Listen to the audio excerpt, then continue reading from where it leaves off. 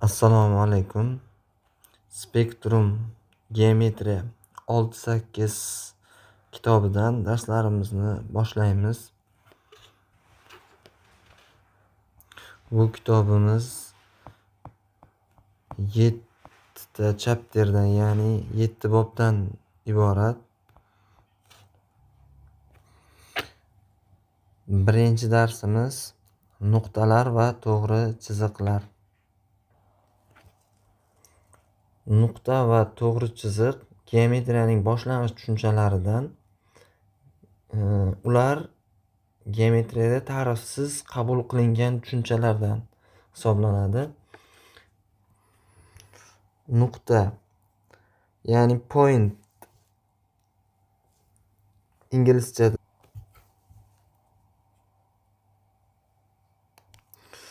Nuqta uzunlikka, o'lchovga ega emas, lekin u bizga fazodagi joylashuvni ko'rsatib beradi.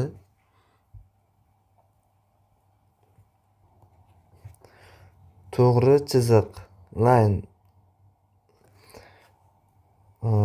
har ikki tomonga ham cheksiz ketadi.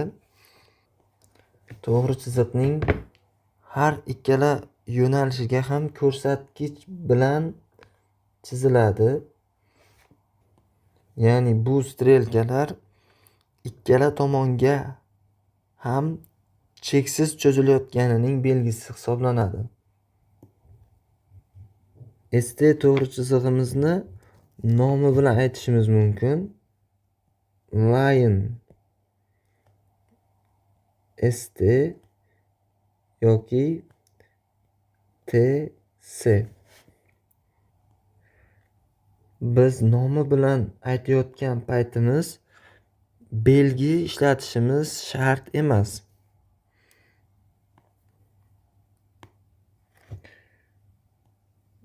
Belgi ishlatgan paytimiz nomini yozishimiz shart emas.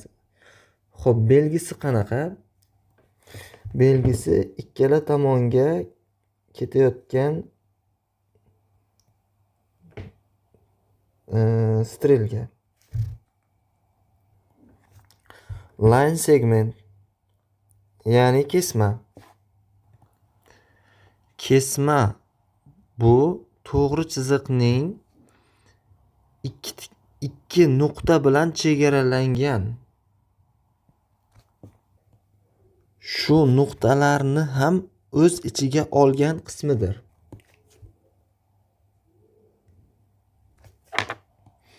Bu nuqtalar kesmaning uchlari deyiladi. Inglizchada end point, ya'ni uchlari yoki chegaraviy nuqtalari, tugash nuqtalari. Kesma ham xuddi to'g'ri chiziqqa o'xshab ikki xil nomlashimiz mumkin, ya'ni ikki xil berishimiz mumkin. Agar biz line segment UV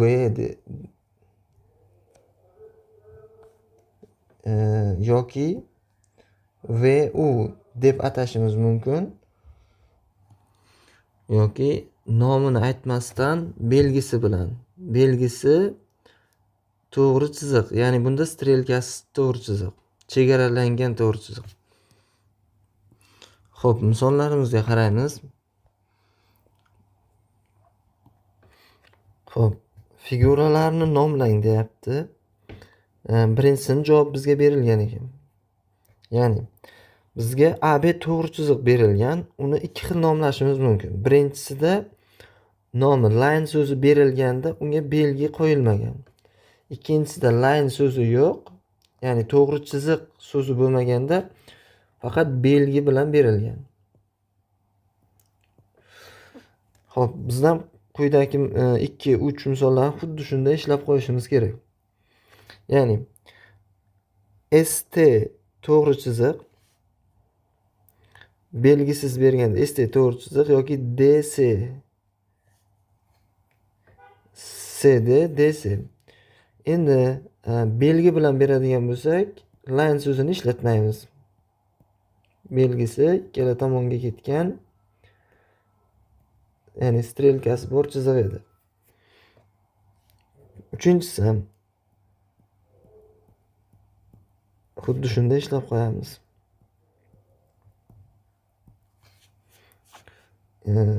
Line ishlatmaganda belgisini qo'yishimiz kerak.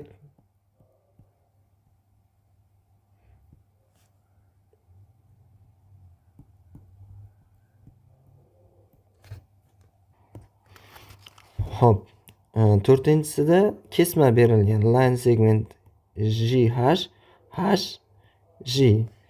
Endi belgi bilan bergan paytda line segment so'zini ishlatmaymiz. Bunda HG. Xo'p, endpoint bilamiz, chegaraviy nuqtalari edi. H bilan J chegaraviy nuqta hisoblanadi. Beshinchisida ham JK KJ demak belgi bilan yozamiz. Line segment ishlatmayapti. Endpoint KJ bo'ladi. Chegaraviy nuqtalar. 6 va 7 misolda bizga chizing degan. Ya'ni line LM.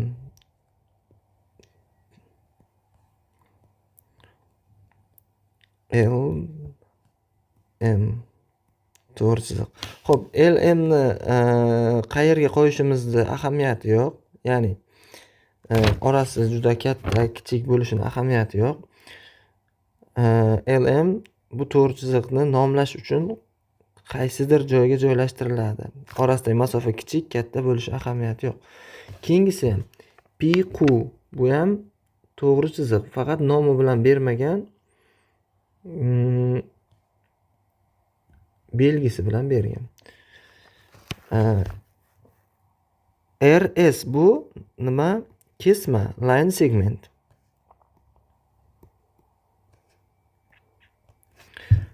TU bu ham to'g'ri chiziq ekan. Belgisi bilan berilgan. Xo'p, bu dars tugadi. Ya'ni nuqtalar va to'g'ri chiziqlar mavzusini davomi bor. Shuni ko'ramiz. Kolinear nuqtalar deb bir to'g'ri chiziqda yotgan 3 va undan ko'p nuqtalarga aytiladi. Masalan, W, X, Y bir to'g'ri chiziqda yotgan 3 ta nuqta. Bu kolinear nuqtalar hisoblanadi. Agar bular qatoriga qanaqadir yana cho'zilib T, Klar bo'lganda ham bu beshalasi kolinear nuqtalar hisoblanar edi. Qachon kolinear bo'lmaydi? Ya'ni non kolinear. Agar bir to'g'ri chiziqda yotmasa, kolinear bo'lmaydi. Ya'ni masalan W, X, Y deydigan bo'lsak, 3 ta nuqtamiz bir to'g'ri chiziqda yotmaganligi uchun bular kolinear hisoblanmaydi. Mind point, ya'ni o'rta nuqta deganim. Masalan bizda W, X, Y bo'lsa, mana buni hisobga olmaganda shu bo'lsa, o'rtadagi nuqta X bo'ladi. Mind point X bo'ladi. Berilgan bizga. Xo'p, endi misollarimizga kelamiz.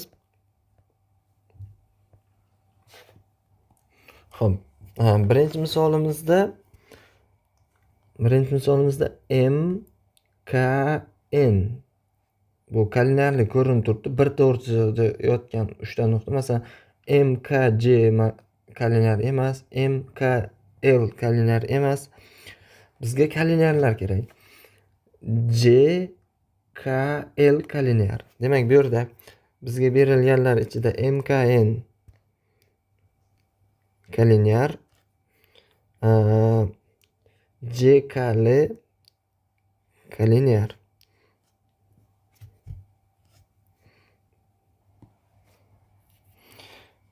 Demak, MKL bilan MKJ nima bo'lmadi?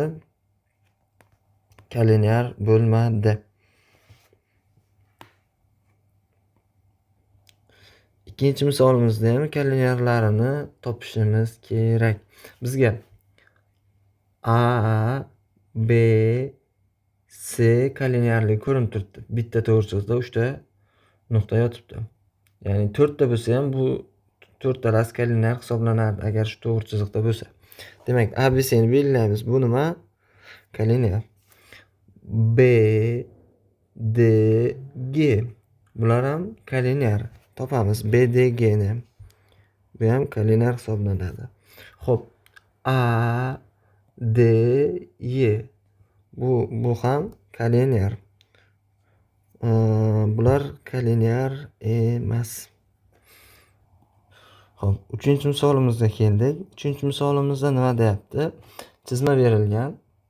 Bu to'g'ri chiziqni chizmasi. To'g'ri chiziq berilgan. Bizga to'g'ri nomni ayting deyapti. To'g'ri nom qanaqa? Masalan, L, M yoki ML belgisi bilan berilgan, bu to'g'ri.